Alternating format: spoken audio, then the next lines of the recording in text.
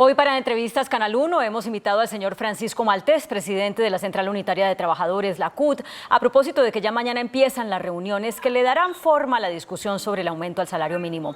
Señor Maltés, buenas noches. Buenas noches, muchas gracias por la invitación.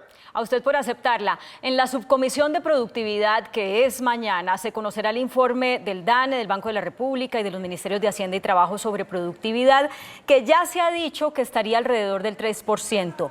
Con eso, más la inflación que está en 5%, se entiende que el mínimo aumento tendría que estar en 8%. ¿Esas son unas cuentas y una cifra aceptable para las centrales obreras? Creo que hay que echarle más carne a la olla.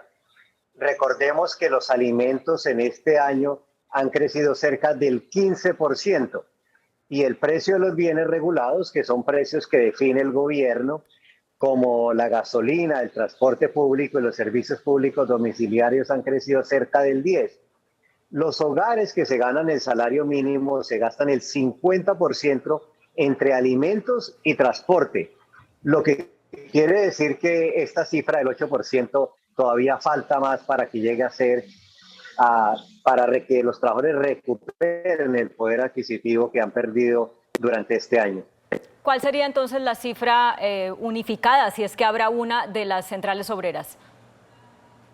Vamos a llegar con una cifra unificada, la CUT, la CTC, la CGT y los pensionados, que va a estar más arriba del 8%. Arriba del 8%, pero más o menos ¿cuánto? Estamos todavía, los economistas están haciendo cálculos porque hay muchas variables que inciden en el salario mínimo y mirando también lo que sucede en el exterior. El gobierno de España va a incrementar el salario mínimo de 800 a 1.000 euros, el 25% en 15 días. La nueva coalición en Alemania va a incrementar la hora de salario de 9.50 a $12, a 12 euros la hora, el 25%.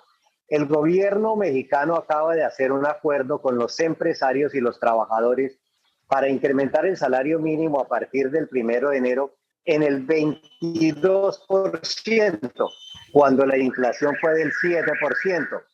Creo que hay que tener en cuenta muchos más elementos en esta coyuntura que estamos viviendo en Colombia. Bueno, pues eso ya nos da una pista y obviamente que más quisiéramos que aumentara bastante el salario mínimo, pero déjeme plantearle esta que es como el dilema de cada año, no de cada año, pero muy específicamente de este. La economía se ha ido recuperando, pero el empleo no tanto. Por eso se teme que un aumento alto, aunque sea justo y aunque sea necesario, le suma un reto adicional a la recuperación de puestos de trabajo. ¿Cómo ustedes plantean este dilema dentro de los sindicatos?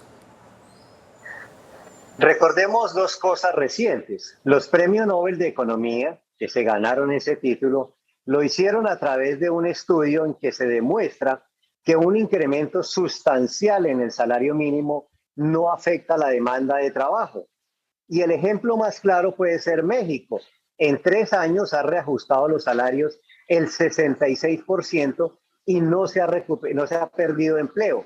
Y el gobierno del presidente Biden está planteando pasar la hora de salario de $8 en un estado y en otros de 9.50 a $15 la hora.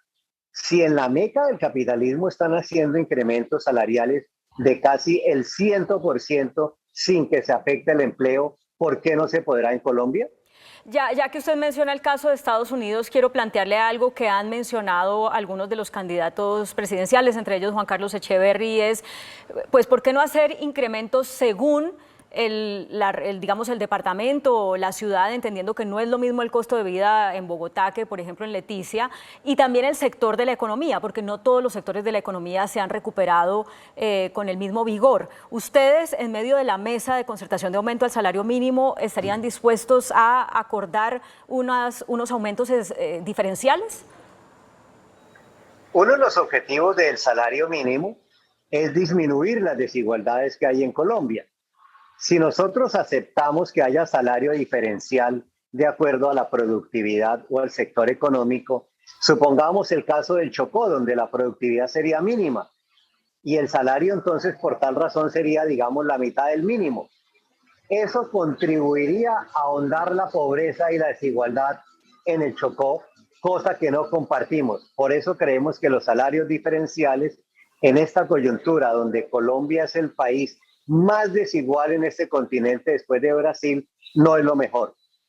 Hacía la relación con lo que usted mencionó de Estados Unidos, porque justamente en Estados Unidos hay diferentes salarios mínimos según el estado. Pero mire, en Colombia la informalidad laboral es como del 47% y el desempleo es de cerca del 12%. Ambas fuerzas de trabajo, las de los informales y las de los desempleados, pues no tienen una representación realmente en las centrales sindicales. ¿Qué contemplan ustedes como sindicatos para esas fuerzas que no están ahí representadas y cuando oyen, bueno, hagamos algo distinto, una reforma laboral para cotizar sobre las horas trabajadas o algo que por lo menos nos garantice tener un empleo así no sea en las óptimas condiciones? ¿Qué les dicen ustedes a esas personas que en medio de ese desespero sí estarían dispuestas a negociar de una manera diferente?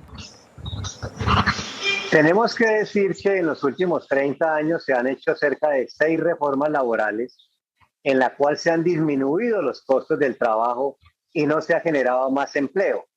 Esa es una circunstancia que hay que analizarla porque siempre el gobierno y los empresarios dicen lo mismo, disminuyamos los costos para que se aumente el empleo, pero si miramos históricamente el desempleo siempre se mantiene muy cerca de los 2 dígitos.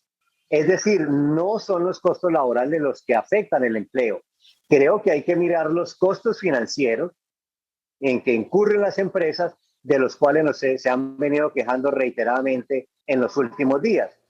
Pero también queremos llamar la atención del gobierno para que convoque la Comisión Nacional de Concertación de Políticas Salariales, que no se ha reunido en este año, para que discuta una política de trabajo decente de acuerdo al compromiso que hizo Colombia con las Naciones Unidas en cuanto a los objetivos de desarrollo sostenible, particularmente el punto 8º. Señor Maltés, usted que lideró las convocatorias a movilizaciones de este año, ¿contempla convocar a plantones como manera de presión a quienes están negociando el aumento al salario mínimo, como los que se hicieron el año pasado también durante esta época?